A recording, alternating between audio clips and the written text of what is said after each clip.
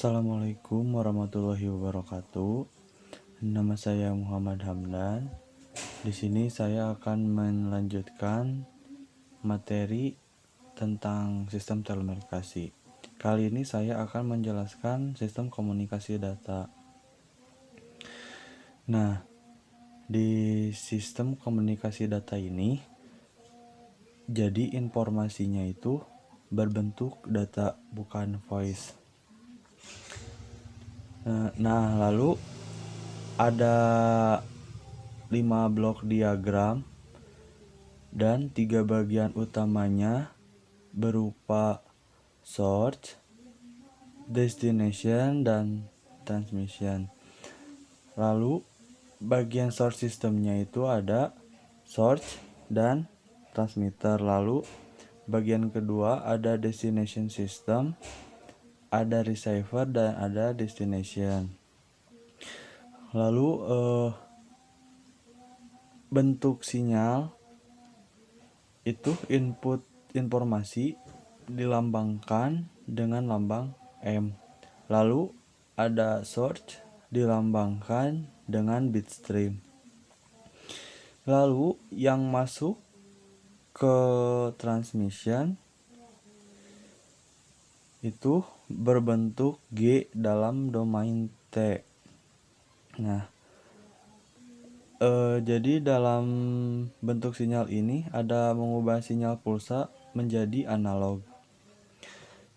Lalu masuk perkembangannya itu awalnya itu berbentuk voice terlebih dahulu sebelum ke data. Dan masuk ke node jaringan. Apa itu node? Node pada jaringan adalah mesin dan fungsinya switching atau merelay dalam kasus komunikasi data. Nah, node dapat berupa customer node, switching node, dan transmission node, lalu service node. Dan node juga dapat diklasifikasikan sebagai terminal, host, multiplexer, switching lokal, switch tandem, dan gateway. Lalu fungsi jaringan telekomunikasi, fungsi dasarnya adalah switching untuk interkoneksi kanal, lalu routing untuk memilih sebuah lintasan, lalu ada flow control untuk memperlambat konversi kecepatan dan kode, lalu ada keamanan itu untuk pencegahan akses yang tidak berhak, lalu ada backup di sini mampu beraksi pada kegagalan, lalu monitoring itu adalah untuk kegagalan trafik dan akuntabilitas. Lalu ada internetworking untuk menyediakan komunikasi dengan dan melalui jaringan lain. Lalu manajemen jaringan untuk memanage resource jaringan. Lalu masuk ke klasifikasi jaringan. Klasifikasi jaringan itu node jaringan mempunyai berbagai nama yang berbeda dan circuit terminating equipment, lalu interface message processor atau disingkat DTE dan IMP. Langsung ke konfigurasi. Konfigurasi itu dijelaskan ada 3 topologi. Yang pertama itu topologi ring, ada topologi bus, dan topologi star. Yang pertama saya akan bahas yaitu adalah topologi ring. Pola topologi ring, terminal yang ujungnya dihubungkan sehingga hubungan antar terminal berlangsung dalam suatu lingkaran tertutup. Dan keuntungannya dari topologi ring ini untuk kegagalan koneksi yang akibat gangguan media dapat diatasi oleh jalur lain yang masih terhubung. Penggunaannya sambungan point to point membuat transmission error dapat diperkecil atau dipersulit. Kerugiannya, transfer data menjadi lambat bila data yang dikirim melalui banyak komputer. Jadi itu dari topologi ring yang bisa saya sampaikan. Lalu yang kedua ada topologi bus. Dan yang selanjutnya topologi bus yang menghubungkan semua terminal ke satu jalur, yang kedua ujungnya ditutup dengan menggunakan terminator. Dan keuntungannya itu biaya murah dan tidak memakan banyak media dan kabel. Dan kabel yang digunakan itu sudah umum. Dan setiap komputer dapat berhubungan langsung. Sedangkan kerugiannya sering terjadi hang ketika lebih dari satu pasang memakai jalur di waktu yang sama. Lalu kita yang terakhir ada topologi star.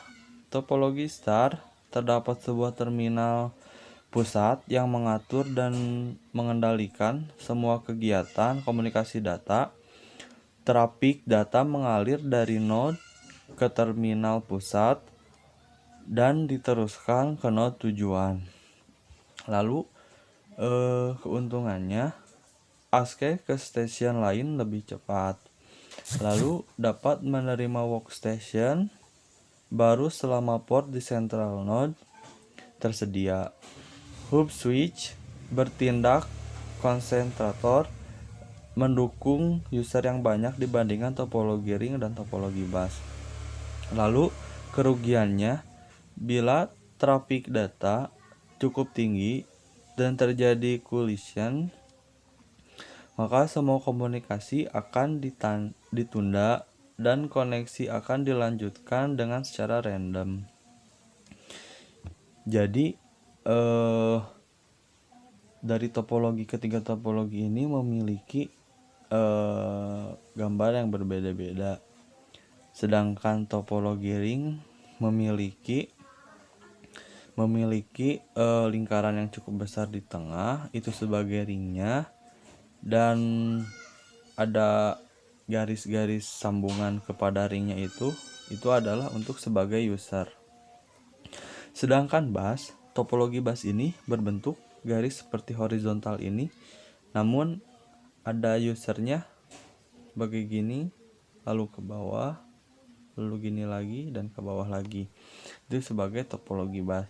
Lalu ada topologi star. Topologi star hampir sama bentuknya seperti topologi ring, namun topologi star ini bulat di tengahnya lebih kecil, itu adalah hub station.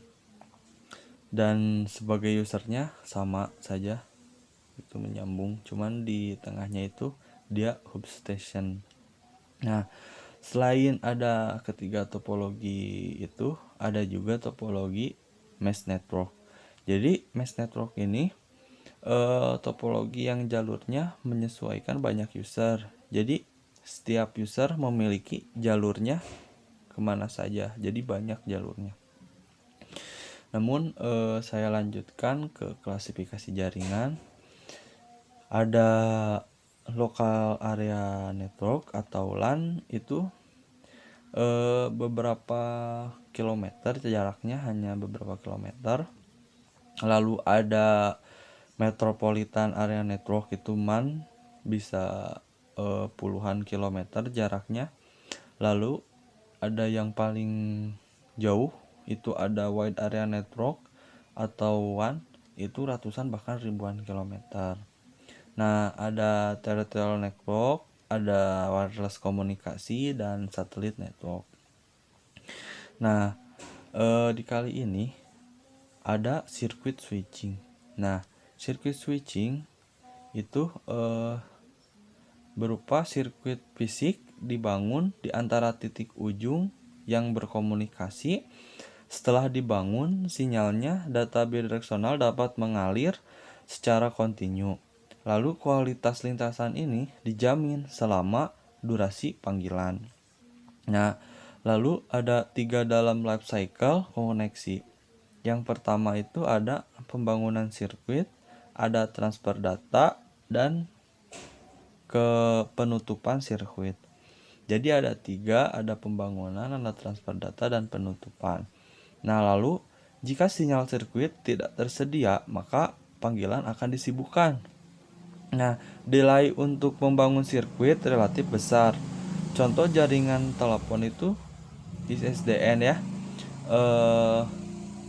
Lanjut ke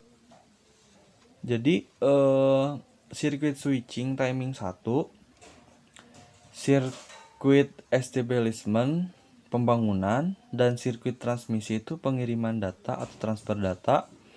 Lalu yang terakhir sirkuit termination atau pemutusan atau penutupan. Nah, lalu sirkuit switching ini multiplexing dan demultiplexing. Multiplexing pernah kita bahas, namun sirkuit switching ini termasuk pada time division multiplexing kalau yang masuk dalam materi sebelumnya. Nah, waktu yang dibagi dalam frame dan frame dibagi dalam slot. Jadi ini seperti TDM. Posisi slot relatif di dalam frame menentukan kecepatan data tersebut. Lalu perlu sinkronisasi antara pengirim dan penerima. Jika percakapan tidak digunakan, kapasitas sirkuit loss. Dan untuk data, karakteristik data itu adalah pengiriman jumlah sangat banyak dan durasi singkat bila digunakan sirkuit switching. Tidak efisien, lalu ada delay call setup, dan data dilarikan dengan data rate yang tetap digunakan pakai switching. Lalu message dipotong dengan jumlah data yang pendek. Setiap paket ada alamat dan penerimanya. Jadi setiap paket itu ada alamat dan penerimanya agar sampai tujuan. Tidak salah sasaran. Lalu paket dikirim dalam format deretan bit. Paket mempunyai struktur. Jadi ada header, ada data, dan ada trailer. Header dan trailer itu memuat informasi kontrol. Lalu tiap paket dikirimkan dari node ke node melalui jaringan sepanjang lintasan. Nah, lalu pada setiap node paket disimpan dan diteruskan kapasitas tidak dialokasikan untuk paket-paket. Nah, mengapa internet menggunakan paket switching? Efisiensinya penggunaan link yang mahal, lalu ada banyak aliran burst untuk menggunakan bersama link secara efisien. Nah, virtual circuit paket switching ini hybrid dalam sirkuit switching dan paket switching. Data message ditransmisikan dalam bentuk paket-paket dengan ukuran maksimum, dan semua paket-paket dari suatu aliran paket melalui lintasan. Jaminan dalam urutan pengiriman paket. Nah, lalu paket-paket dari virtual circuit ini yang berbeda dapat saling disiapkan. Contohnya berupa frame relay dan ATM. Lalu ada X.25.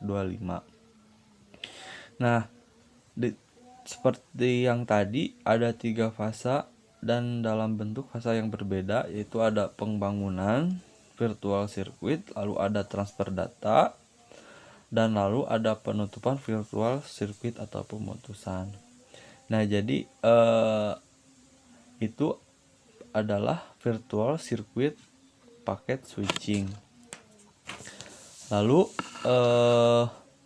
Di sini kita lanjutkan ke circuit switching versus packet switching. Lalu keuntungannya paling penting dari packet switching terhadap sirkuit penggunaan bandwidth yang efisien. RORO lebih kompleks dan lebih sulit untuk dapatkan servis jaringan yang baik atau delay dan jaminan bandwidth. Nah, dalam paket kombinasi ini ada dua, yaitu IP Power Sonet dan IP Power Frame Relay. Jadi itu saja yang dapat saya sampaikan. Mohon maaf bila ada kata-kata yang salah. Terima kasih atas perhatiannya. Wassalamualaikum warahmatullahi wabarakatuh.